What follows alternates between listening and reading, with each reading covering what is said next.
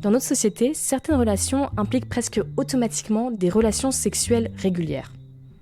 Il y a le mariage, ou plus largement le couple, ou encore le plan cul, et puis tous les entre-deux. Pour certains, dans ce type de relation, la question du consentement ne se pose tout simplement pas. C'est le cas de saint Paul par exemple, qui il y a 2000 ans déjà explique aux Corinthiens: Ce n'est pas la femme qui dispose de son propre corps, c'est son mari. Et de même, ce n'est pas le mari qui dispose de son propre corps, c'est la femme. Ne vous refusez pas l'un à l'autre, si ce n'est d'un commun accord et temporairement, pour prendre le temps de prier et vous retrouver ensuite. Autrement, Satan vous tenterait, profitant de votre incapacité à vous maîtriser. C'est le principe du devoir conjugal. Les époux se doivent des relations sexuelles régulières. Pour que ce concept soit remis en cause, il n'a pas fallu attendre le 21e ou même le 20e siècle. En 1762, dans l'Émile, son traité sur l'éducation, Rousseau explique: S'il est donc vrai que vous vouliez être l'amant de votre femme, qu'elle soit toujours votre maîtresse et la sienne. Soyez amants heureux, mais respectueux. Obtenez tout de l'amour sans rien exiger du devoir, et que les moindres faveurs ne soient jamais pour vous des droits, mais des grâces. Que chacun des deux, toujours maître de sa personne, ait le droit de les dispenser à l'autre qu'à sa propre volonté. Souvenez-vous toujours que même dans le mariage, le plaisir n'est légitime que quand le désir est partagé. Quand j'ai lu cet extrait de Rousseau, je me suis dit, mais c'est fou en fait, on n'avance pas.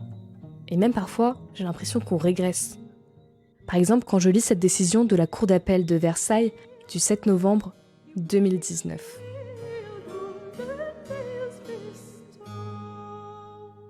Le refus continu opposé par l'épouse à des relations intimes avec son mari, et ce pendant une longue durée, alors même que la femme relate les sollicitations répétées de son mari à ce sujet et les disputes générées par cette situation, constitue une violation grave et renouvelée des devoirs et obligations du mariage, rendant intolérable le maintien de la vie commune.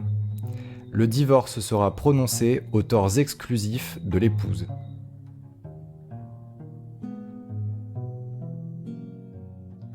Comment ne pas mettre cette décision en parallèle avec les statistiques ?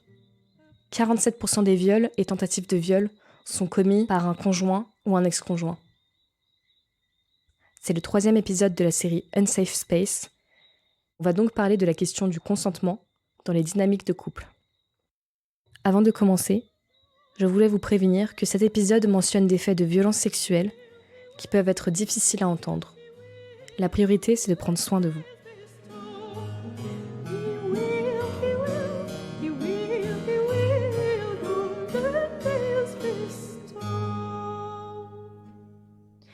Par rapport au consentement et à l'envie, j'ai vécu du coup pendant 3 ans, en fait, j'étais pas forcée physiquement, ni sous la menace, mais je le faisais pour faire plaisir à mon compagnon.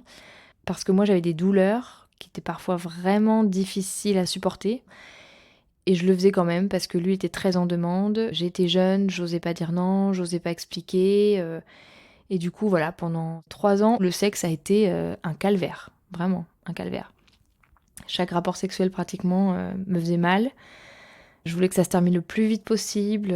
Pendant l'acte, je pensais juste à ma douleur, j'essayais de me relâcher, j'essayais de penser que ça allait aller, de souffler, mais je me vois encore serrer les dents, il faisait noir, et de me dire aïe aïe aïe aïe aïe aïe aïe aïe aïe, et que ça brûle, et de me dire vivement que ça se termine, faut qu'il termine, et d'essayer de presque d'être le plus excitante possible pour qu'il termine vite et que le calvaire s'arrête, quoi.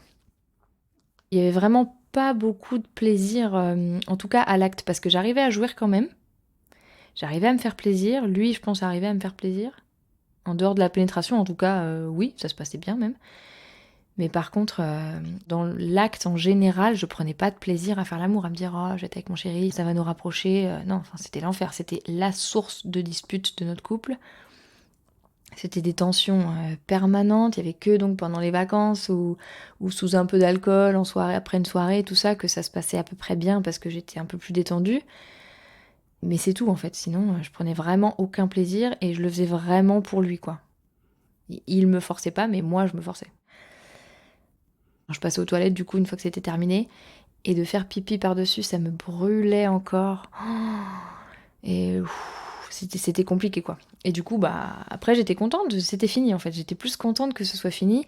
Et qu'on fasse autre chose que du sexe, parce que ça n'a pas été une partie de plaisir. Mais c'était comme si j'avais surmonté l'épreuve, quoi. C'est bon, j'étais passée, il avait joui, moi aussi, on s'était pas disputé, parce que parfois aussi on arrêtait en plein milieu, parce que j'avais trop mal et je lui disais non, non, non, là, franchement, viens vite ou ne viens pas et arrête, mais je peux plus, là, j'ai trop mal. Donc non, puis on essayait au milieu de rajouter du lubrifiant, au milieu, tout ça, mais non.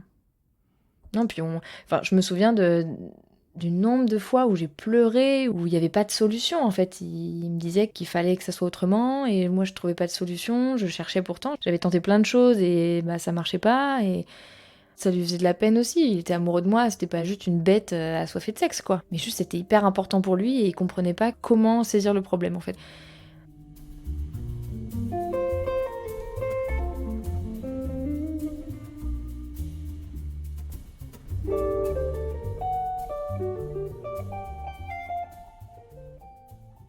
C'était mon histoire la plus longue déjà. Dans le couple, il y a moi qui est plus demandeur qu'elle.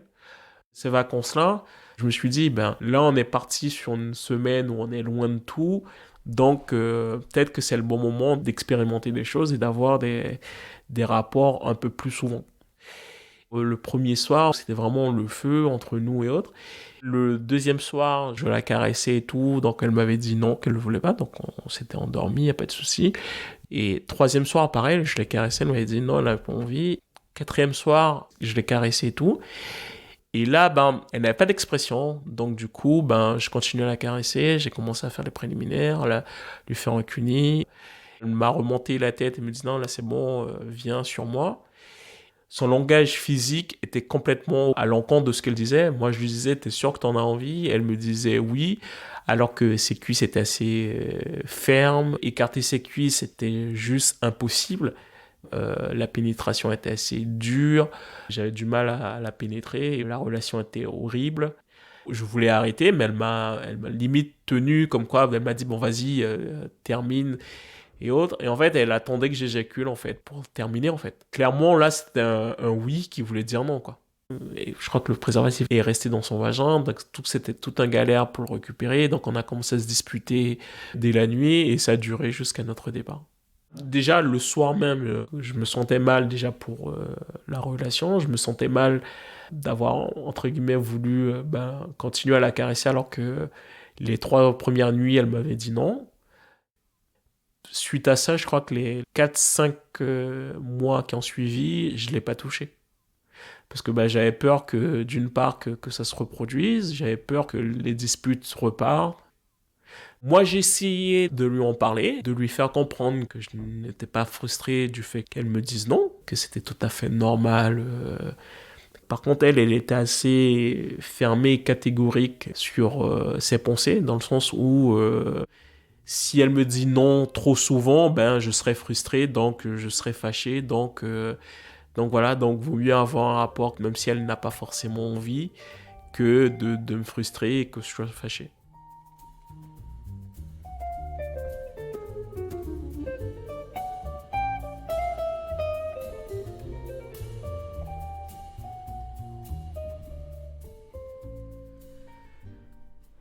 J'ai rencontré le père de mes enfants, j'avais 23 ans.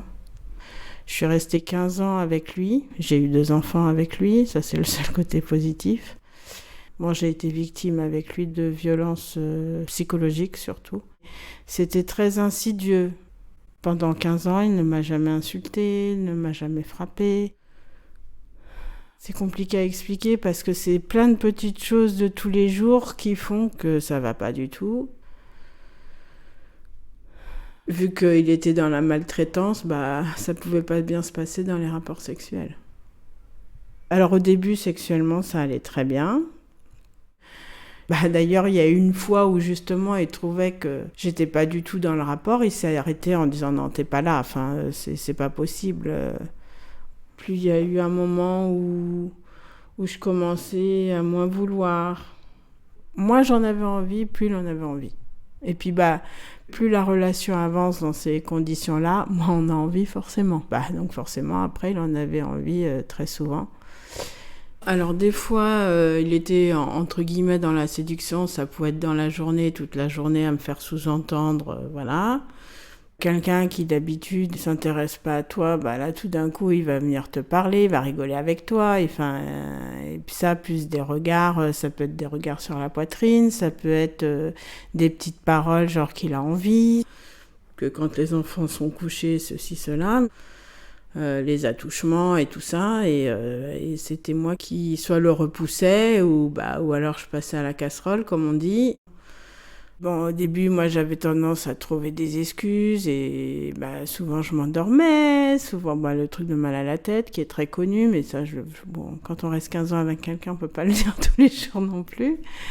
Il y a des fois, il me boudait, donc c'était la punition, il me boudait, ça pouvait durer 1 semaine, 2 semaines, 3 semaines. Donc là, pendant les 3 semaines, j'étais tranquille. Comme des fois, il allait me mettre la pression pendant 1 semaine, 2 semaines. Il faisait des heures de harcèlement, dans le sens à m'expliquer que j'étais pas normale et que toutes les petites amies de ses copains, à l'écouter, elles en demandaient tout le temps, que c'est lui qui a raison. Je ressortais épuisée de ces discussions, tout en n'ayant rien compris, parce qu'évidemment, lui, il dit tout et son contraire. Il retourne le cerveau. Alors qu'à la base, moi, je suis quelqu'un qui a beaucoup de caractère quand même, mine de rien. Et avant, si je voulais pas, c'est que je voulais pas. Là, j'en étais arrivée à un stade où, vas-y, fais ton affaire. Alors, je me cachais pas, je simulais pas, je faisais vulgairement l'étoile de mer. Ça le dérangeait pas du tout. Même si c'était pas un moment du tout agréable, on est d'accord, quand ça se passait, mais au moins, c'était quelque part une délivrance, parce que pendant 2-3 jours, au moins, là, je vais être tranquille. Pour ne pas me faire harceler, pour être tranquille, j'en devenais demandeuse des fois. Je faisais l'actrice de celle qui en avait envie, pour que ce soit plus vivable. Tout ça pour en plus avoir une ambiance après où chacun va à droite et à gauche, on dormait même plus ensemble.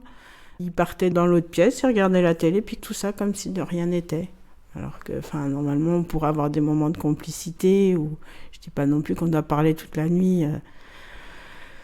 Toute cette pression psychologique, ce harcèlement et tout ça, ça a duré des années.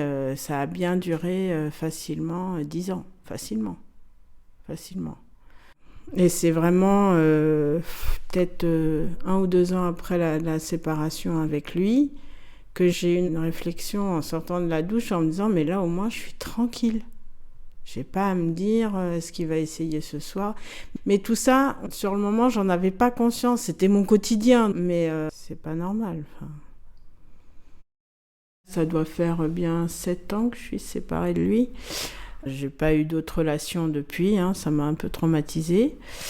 Je pense que ça va être très compliqué pour moi si un jour je rencontre quelqu'un pour avoir déjà une relation amoureuse et encore plus sexuelle. Même si j'ai l'espoir de me dire, l'un va avec l'autre, donc si ça se passe bien amoureusement, normalement s'il est à l'écoute et tout le tralala. Mais j'en suis loin. Voilà.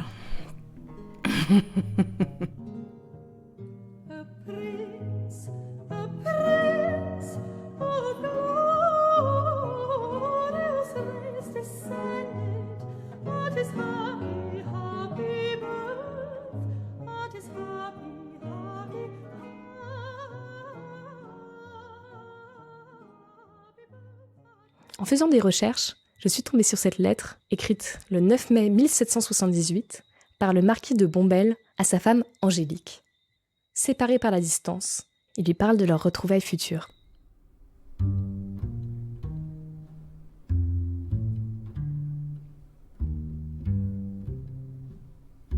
Je pensais au plaisir de vous retrouver dans mes bras, mais à ce que, peut-être, vous regrettiez le repos dont vous jouissez dans votre sommeil.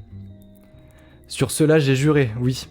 Je l'ai juré, ma chère amie, d'être plus modéré dans mes désirs. Dès que je croirais vous contrarier, pour que vous ne trouviez chez moi rien qui diminue le bonheur que je souhaite vous y procurer, je vous abandonnerai à vous seul le grand lit, et j'attendrai, dans celui que je fais faire pour être auprès de vous, Que mon ange, sans m'affliger du mot de devoir, trouve dans son inclination l'envie de m'appeler près d'elle. Me réservant pourtant le droit de la faire naître par toute la galanterie de l'amant le plus tendre, le plus empressé avec sa maîtresse.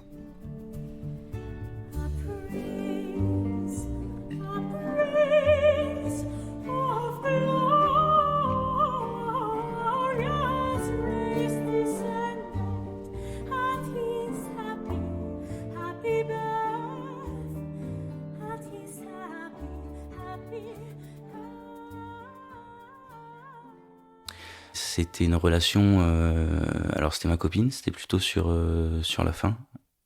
On était dans le lit et je sais pas, c'était sûrement un dimanche après ou quelque chose comme ça. Elle commence à manifester, si tu veux, son envie de faire l'amour. Moi, je suis pas du tout réceptif à ses appels et au final, elle insiste. Donc je me donne à elle parce que c'est ma copine. Les histoires de libido, c'est rarement hyper synchro tout le temps, donc des fois moi j'en ai envie, elle en a pas envie. Je me donne à elle, mais encore une fois, il n'y a aucun malaise, c'est juste que j'en ai pas super envie, mais bon, je le fais pour lui faire plaisir, et puis c'est tout, quoi.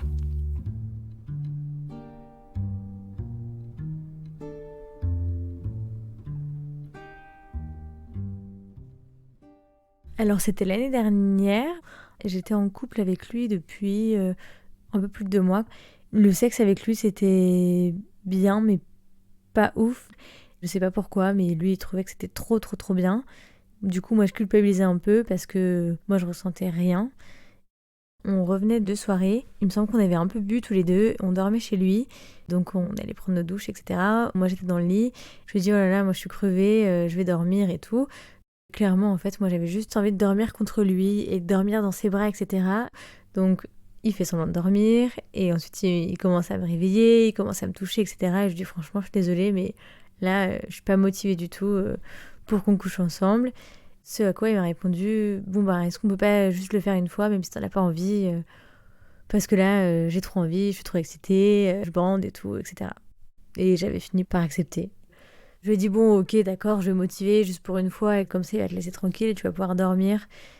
T'es quand même allé dormir chez lui après cette soirée, dire que t'aurais pu rentrer chez toi, donc c'était un consentement implicite, entre guillemets, etc. Il était vraiment pas méchant, parce que si je lui avais dit non à ce moment-là, il aurait dit, bon, ok, on dort et c'est tout. Et moi, après, je me suis motivée, du coup, je l'ai touché, etc. Mais c'est lui qui était sur moi, du coup, c'est lui qui a fait tout. Et donc, j'ai fait l'étoile de mer, mais j'ai quand même touché. Et j'étais quand même présente à ce moment-là avec lui. Il avait éjaculé et on s'est endormi. Et je me suis réveillée, j'étais quand même un peu énervée. Et à l'époque, j'étais pas encore très éveillée sur tout ce qui est consentement, respect. Mais quand même, je me souviens que je m'étais réveillée en me disant putain, c'est pas cool quand même. Hein. Il m'a quand même dit bon, même si t'as pas envie, on peut coucher ensemble. Ça, pour moi, ça a été vraiment le truc de trop parce que je me suis dit, mais à partir du moment-là, si à chaque fois qu'on se voit et qu'on dort ensemble, il me fait culpabiliser de ne pas avoir couché avec lui, en fait, on s'en sortira jamais. Et du coup, moi, je vais plus avoir envie du tout d'avoir de vie sexuelle. Dire qu'à la base, moi, c'est tout le contraire. J'ai beaucoup de libido et beaucoup de désir. Et je suis partie. Et la dernière fois qu'on s'est vu après, c'était pour quand je l'ai quitté. Why am I gonna apologize? What have I even done? Why you acting like you lost the crown? If you were never wearing one, falling ever deeper, dealing cards down. Now you can't recognize yourself on the deck. I thought I was your queen of hearts, but all the aces stole the check. J'étais encore lycéen. C'est avec une ex. Elle était en décrochage total de l'école et elle passait plutôt son temps à sécher les cours et à fumer à la maison, en fait. C'était vraiment elle qui rythmait nos rapports quand elle le voulait et au moment qu'elle le voulait. Donc elle passait me rejoindre le matin avant d'aller en cours, on le faisait. Le soir, on se retrouvait, on le faisait. Il fallait quasiment que j'ai tout le temps envie, en fait. Elle te montrait qu'elle était désirée par d'autres mecs. Donc si tu n'allais pas dans son sens, à tout moment, elle pouvait te dire c'est fini et elle va voir un autre. J'avais pas le droit de lui dire non. Je faisais en sorte dès qu'elle en avait envie. Moi, j'avais envie. À l'époque, j'étais plus dans l'idée, je suis content, j'ai plein de rapports. T'avais un petit côté où tu te sentais être l'homme fort, quoi. C'est vrai que Parallèlement à ça, de voir des amis qui sont en couple, qui vont au cinéma, qui vont se promener, t'as quand même cette petite envie-là de dire, ben attends, hier soir, je suis allé voir un film avec ma copine et tout, alors que là, c'était la plupart du temps, par exemple, quand j'allais au cinéma, alors que j'ai une copine, c'était seul, quoi. On s'était disputé toute l'après-midi, et le soir, on est allé se coucher un peu énervé et tout, et chacun était dans son coin, et c'est vrai que j'étais en train de me rouler en boule dans le lit, en fait. Elle a tout de suite mis sa main dans mon talon et tout. Je l'ai repoussée un petit peu, et puis finalement, elle était très entreprenante, où elle m'a vraiment tenu le sexe et tout. Au départ, je ne le voulais pas, puisque la dispute était assez virulente, mais après, bon, dans le feu de l'action et tout, à un moment, j'ai lâché prise, et je me suis retourné, et là, elle est montée sur moi, et il y a eu le rapport. On était quand même énervés, fâchés, on va dire, c'était juste histoire de se décharger. Ça faisait quand même du bien, et c'était quand même agréable. Mais c'est juste le fait d'avoir pas trop pris en compte ce que je voulais sur le moment. J'avais l'impression que le sexe était juste là pour détourner l'attention à un moment, le temps de passer à autre chose et pas de régler le problème de fond. Quelques temps après, on a même rigolé de ça, parce que pour elle, c'était vraiment, regarde, entre guillemets, je suis le faible, dès qu'il s'agit de sexe, je vais pas lui dire non en fait. C'était vraiment sous forme de boutade, mais pas de conversation profonde. Mais oui, mais là, tu m'as un peu forcé et tout. Il y a certaines actes que j'ai fait que j'avais pas forcément envie, mais qu'elle avait envie d'essayer. Par exemple, me pénétrer avec quelque chose. Souvent, quand on faisait un 69, elle essayait de mettre un doigt, 2 doigts. Au début, tu essayes de voir qu'est-ce que ça peut t'apporter. Au final, quand tu vois vraiment que tu n'apprécies pas, j'essaie de cirer mes fesses au maximum. Essayer de dire non. Le non va d'abord sortir timidement. Quand je voyais qu'elle continuait quand même, là, je me mettais un petit peu en colère contre elle et j'interrompais la relation et je lui faisais comprendre que je n'avais pas envie de ça. Quelques minutes après, elle revenait. Elle savait comment me calmer et ça repartait pour une autre partie de sexe. J'y prêtais pas plus d'attention que ça. C'est juste sur le moment, je lui ai dit non. Elle a essayé de forcer, je l'ai arrêté et on est passé à autre chose.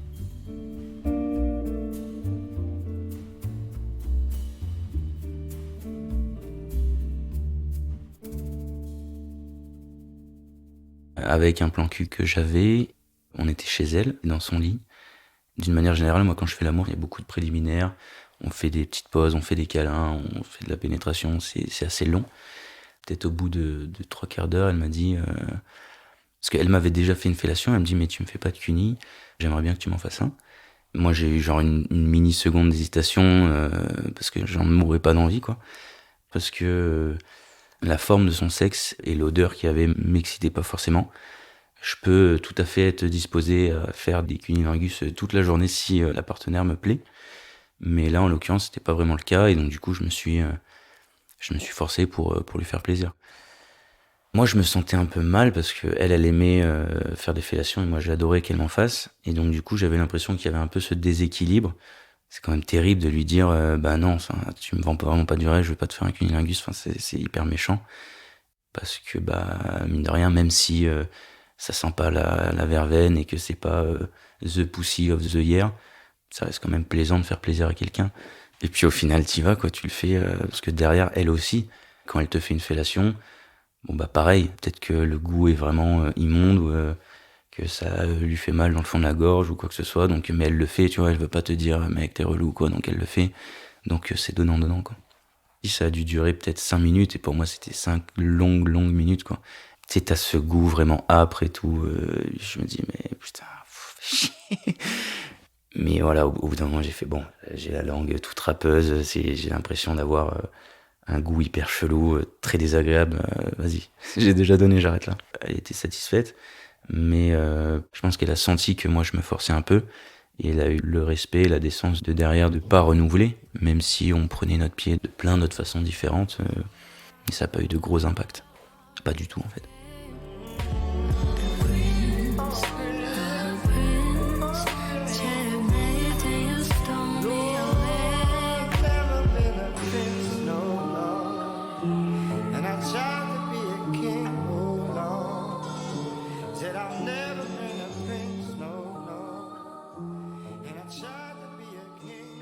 Merci d'avoir écouté ce 3e épisode de la série Unsafe Space. Si vous voulez me soutenir, n'hésitez pas à laisser un commentaire et des petites étoiles sur iTunes et Spotify, ou à me suivre sur Instagram. J'y partage des ressources, des films, des livres, des podcasts sur le thème du consentement. À bientôt!